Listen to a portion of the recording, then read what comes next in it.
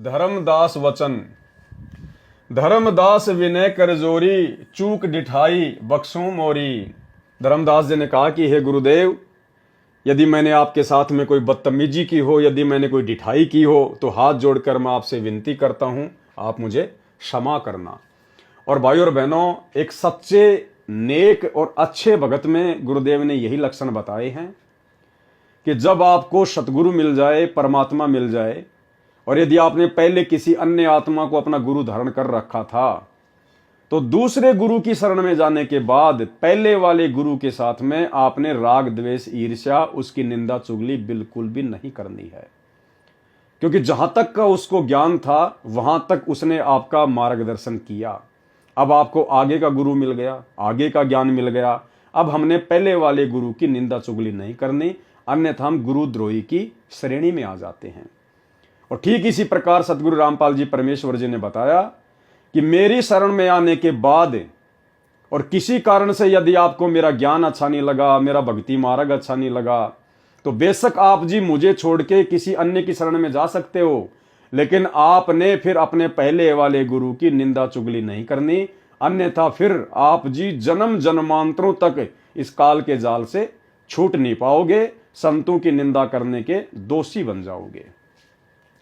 तो धर्मदास जी ने अपने पहले वाले गुरु के साथ बड़ी आधीनी भाव से और कहा कि गुरुदेव, यदि मेरे से कोई गलती हो गई हो तो आप मुझे क्षमा करें, माफ करें, क्योंकि मुझे तो अपना आत्म कल्याण करवाना है।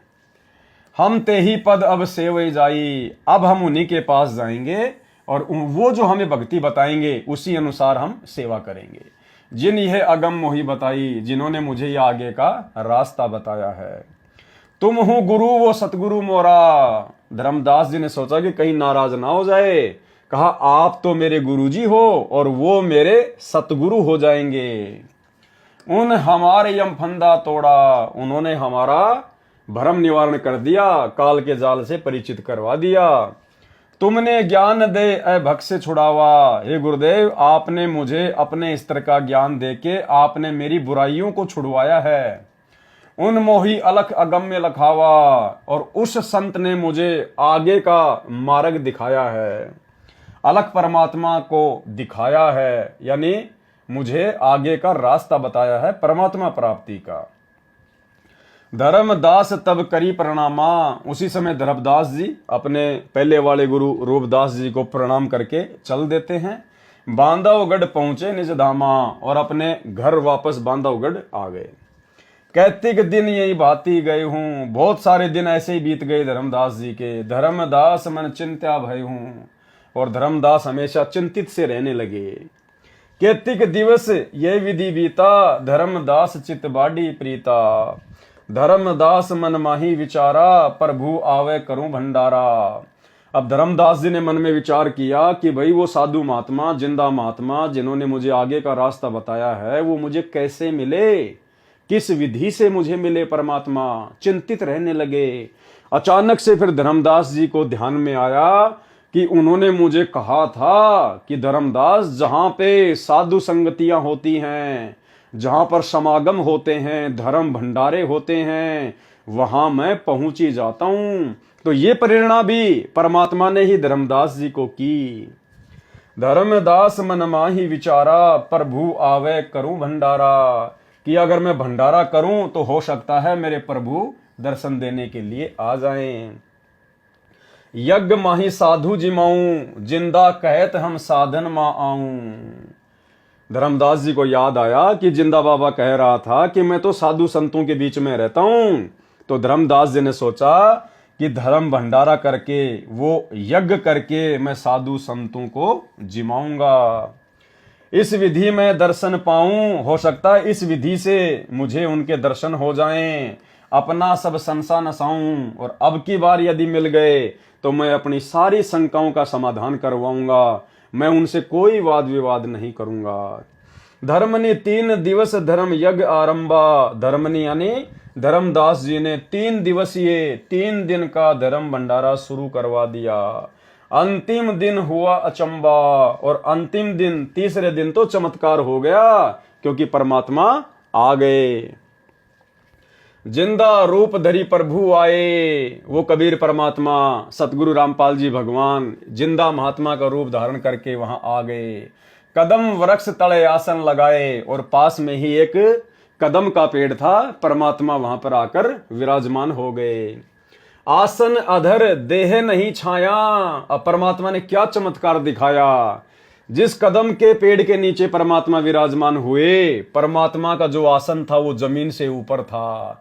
परमात्मा जमीन से ऊपर 1-2 फुट ऊंचे बैठे हुए थे बिना किसी सहारे के, और देह नहीं छाया और उनके शरीर की छाया भी नहीं थी। आसन अधर और देह नहीं छाया, अविगत लीला देख हर्षाया। धर्मदास जी जिंदा बाबा की, अवगत परमात्मा की, सतगुरु रामपाल जी परमेश्वर जी की, कबीर भगवान की इस अद्भुत लीला को देखकर मन ही मन में बड़ा हर्ष आया। धर्मदास वचन ज्ञान प्रकाश पेज नंबर 23। जोरी पानी में पूछो स्वामी। धर्मदास जी ने उसी समय पानी यानी हाथ जोड़े अपने स्वामी के आगे। कहो कृपा करी अंतर्यामी। हे गुरुदेव, हे महात्मा जी, आपने बहुत बड़ी दया बख्शी मेरे ऊपर। हे अंतर्यामी, आप तो जानी जान हो। अहो साहिब नाम का आही, परचे नाम कहो मोई पाई। गुरु अरु सतगुरु तुमको का कहूं। हे प्रभु कौन देश तुम रहूं। मैं आपको अपना गुरु कहूं या सतगुरु कहूं। आप कौन से देश में रहते हो, कहां से आए हो आप। जिंदा वचन हो धर्मनी जो पूछे मोही। सुनहूं सुरती धरी कहो मैं तो ही। ध्यान से सुनो जो मैं तुम्हें बताता हूं। जो आपने मुझे पूछा है ना, हो धर्मनी जो पूछे मोही, आपने मुझसे जो सवाल किया है ना, अब ध्यान से सुनो मैं तुम्हें बताता हूं। जिंदा नाम है सुनो मोरा। मेरा नाम है जिंदा बाबा, जिंदा महात्मा, जिंदा भेष खोज किए तोरा।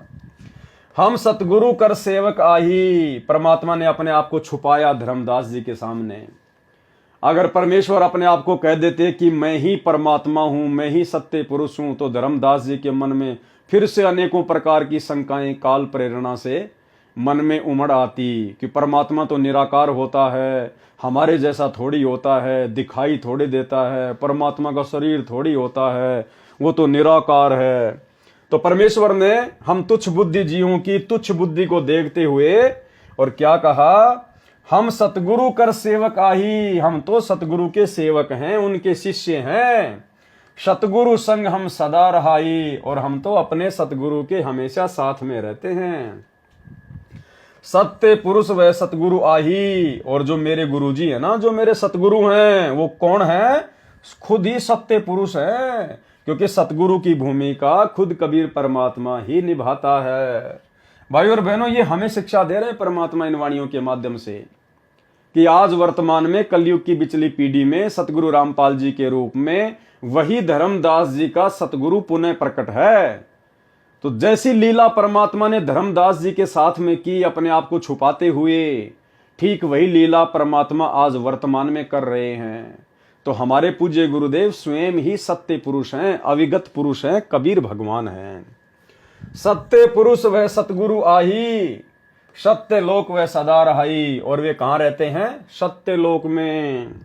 सकल जीव के रक्षक सोई, वही सत्य पुरुष तीनों लोकों में प्रवेश करके सबका भरण पोषण करता है, वो सबका रक्षक है। सतगुरु भक्ति काज जीव होई। सतगुरु की भक्ति से ही जीव के कार्य सिद्ध होते हैं। सतगुरु सत्य कबीर सो आही। मेरे जो सतगुरु है ना, वो खुद ही सत्य कबीर है। गुप्त प्रकट कोई चिन्ह नहीं। वो अपने आप को इसी प्रकार से छुपा कर यहां पर प्रकट करते हैं, उनको कोई समझ नहीं सकता। सतगुरु आज जगत तंधारी। वो सतगुरु जो सतलोक में रहता है, जो सत्य पुरुष है, इस जगत में आकर आप और हमें ज्ञान देने के लिए वो शरीर धारण करता है। दासा तन धरी शब्द पुकारी। और अपने आप को दास कहकर आप और हमें शब्दों के माध्यम से, सत्संगों के माध्यम से, वाणियों के माध्यम से पुकार पुकार के समझाता है। काशी रही परखी हम पावा। मेरे सतगुरु काशी में रहते हैं। सत्य नाम उन मोहि दृढ़ावा। और उन्होंने मुझे वो सच्चा नाम दे दिया है भक्ति के लिए। जम राजा का सब छल चीन्या, निरखई परखई यम सो भीना। तीन लोक जो काल सतावे, ताको ही सब जग ध्यान लगावे। और धर्मदास जी, तीन लोक में जो काल सबको दुखी करता है, परेशान करता है, उसको ना समझकर तीनों लोकों के प्राणी सब काल की पूजा में ध्यान मग्न है। ब्रह्मदेव जाकू वेद बखाने, जो वेद हैं वो उसको ब्रह्म के नाम से पुकारते हैं। ब्रह्मदेव जाकू वेद बखाने, कि वेदों में उसका नाम ब्रह्म है। सोई है काल कोई मरम न जाने, वही काल है, उसी ब्रह्म को काल कहते हैं, जिसका भेद यहाँ 21 ब्रह्मांड में कोई जान नहीं पा रहा है, क्योंकि वो गुप्त रहता है। उसने कसम खा रखी है, मैं किसी के सामने अपने वास्तविक काल रूप में प्रकट नहीं होऊंगा, और गुप्त रूप में ब्रह्मा विष्णु महेश और दुर्गा के माध्यम से अपनी सारी व्यवस्था सेट करवाता है। तिनके सूत आहित्र देवा, तिनके यानी उस ब्रह्म के सूत यानी पुत्र, ये तीनों देवता हैं। तिन्ह के सूत आहित्र देवा, सब जग करे उनकी सेवा। और ये पूरा जगत उसी काल के तीनों पुत्रों की भक्ति करता है, सेवा करता है। परमेश्वर ने गीता जी में बताया, गीता जी अध्याय नंबर 7 श्लोक नंबर 12 से 15 में, कि ये प्राणी समुदाय मुझ ब्रह्म को ना पहचान कर तीनों गुणों की भक्ति में लगा हुआ है, इन्हीं को परमात्मा मान के इनकी पूजा करता है। और इस ब्रह्म ने, इस काल ने ब्रह्मा विष्णु महेश की तीनों गुणों की पूजा करने वालों को 4 गालियां दी है। आसुर स्वभाव को धारण किए हुए मनुष्यों में मूढ़, मूर्ख, नीच कर्म करने वाले कहते हैं मुझे भी नहीं बजते, मेरी भी पूजा नहीं करते। कौन कहता है? काल। त्रिगुण जाल ये जग फंदाना, इन तीनों देवताओं के माध्यम से, रजगुण ब्रह्मा, सतगुण विष्णु, तमोगुण शिव जी के माध्यम से इस काल ने पूरे जगत को अपने फंदे में फंसा रखा है। त्रिगुण जाल ये जग फंदाना, जाने न अविचल पुरुष पुराना, उस अविचल परमात्मा को जो सतलोक में है, स्थिर है, जो कभी विनाश में नहीं आता, उसको कोई नहीं जानता। जाकी ई जग भक्ति कराई, अंत काल जीव को सो धरी खाई। जिसकी ये संसार भक्ति कर रहा है, अंत काल में वही उसको खाता है।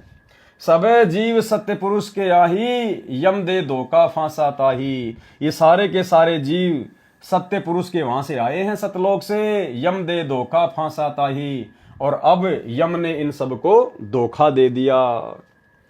प्रथम भय असुर यमराई, बहुत कष्ट जीवन कहलाई। और ये काल क्या करता है? ये छलबल करता है।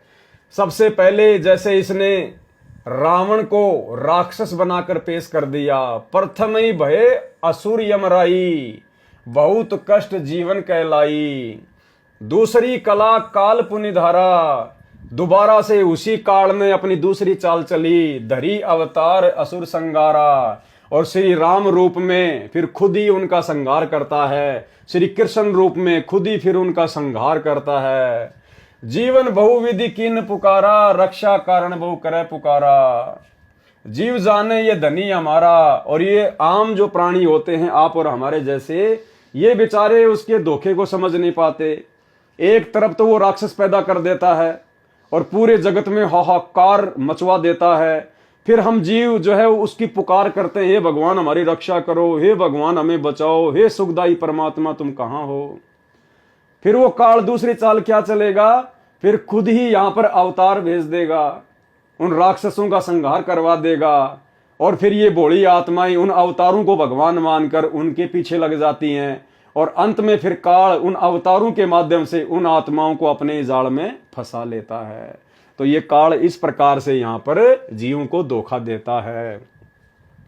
जीव बहुविधि कीन पुकारा, रक्षा कारण बहु करे पुकारा। जीव जाने ये धनी हमारा, राम को, श्री कृष्ण को, इन अवतारों को जब ये रावण को मार देते हैं, कंस को मार देते हैं, तो हम जो जीव हैं 21 ब्रह्मांड में, हम सोचते हैं कि ये हमारा धनी है, ये हमारा भगवान है। जीव जाने ये धनी हमारा, देव विश्वास पुनि धरे अवतारा। और ये काल हमारे साथ में फिर धोखा करता है, उन अवतारों को भेजकर हमें विश्वास में ले लेता है कि भाई ये तो पक्का परमात्मा है। प्रभुता देखी कीन विश्वासा, और राम कृष्ण की वो प्रभुता देखकर, उनके चमत्कार देखकर, और फिर हम विश्वास कर बैठते हैं। अंत काल पुनि करे निराशा। और अंत में फिर उन अवतारों को भगवान मानने के कारण भी हम काल के मुंह में रह जाते हैं, जिस कारण से अंत में भी फिर हमें निराश ही होना पड़ता है। अंत काल पुनि करे निराशा, ये तो इस काल का षड्यंत्र है यहाँ का। ज्ञान प्रकाश पेज नंबर 24। काले भेष दयाल बनावा, ये काल ही दयाल का भेष बना के और जीवों को ठगता है। दयाल का भेष कैसे बनाता है? जैसे अनजाने में जीव आत्माएं इन अवतारों को दयाल मान लेती है, भगवान मान लेती है, राम को, श्री कृष्ण को, अन्य अवतारों को। तो परमात्मा कहते हैं वो काल ही इन दयालुओं का भेष बना के आता है। दया दरड़ाई पुनि घात करावा, और थोड़ी सी दया धर्म उनके माध्यम से दिखवा कर और फिर पीछे से घात करता है, अर्थात मरने के बाद अपने ही मुंह में ले लेता है। द्वापर देखूं कृष्ण की रीति, परमात्मा कहते हैं कि द्वापर युग में देख लो किस प्रकार से इसने श्री कृष्ण जी को भेजा। धर्मनी परखूं नीति अनीति, अब धर्मदास जी उस काल की नीति और अनीति को, कर्म और कुकर्म को आप खुद ही देख लो। अर्थात पहले तो उसने कंस को भेज दिया, कंस ने दुनिया को दुखी कर दिया, त्राही माम मच गया। लोगों ने प्रार्थना की, हे भगवान हमारी रक्षा करो। फिर काल ने जीवों को अपने विश्वास में लेने के लिए विष्णु को प्रेरणा कर दी और श्री कृष्ण रूप में भेज दिया। और लोगों ने सोचा कि ओह ये तो भगवान है, ये तो परमात्मा है, ये तो दीन दयाल है। फिर सारी दुनिया श्री कृष्ण के पीछे जा लगी और अंत में कृष्ण की भक्ति करते करते फिर उसी काल के मुंह में जा बैठी।